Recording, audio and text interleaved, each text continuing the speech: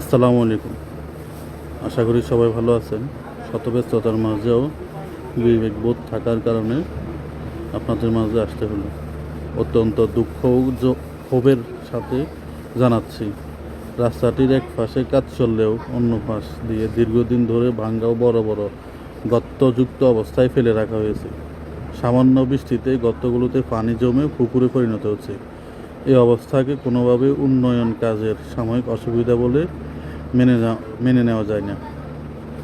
আমাদের একটা দাবি, মূল কাজ শেষ হওয়ার অপেক্ষায় না থেকে জনগণের স্বাভাবিক চলাচল নিশ্চিত করার জন্য অবিলম্বে ভাঙ্গা ও গর্তযুক্ত অংশগুলোতে ইটের কংক্রিট দিয়ে ভরাট করে যানবাহন চলাচলের উপযোগী করা হোক।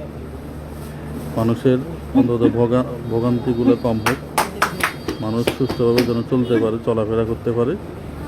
জনগণ, এই তো একটা গাড়ি অনেকক্ষণ ধরে আটকে গেছে, এটা নির্ময় করা হোক। আল্লাহ হাফেজ, ভালো থাকবে।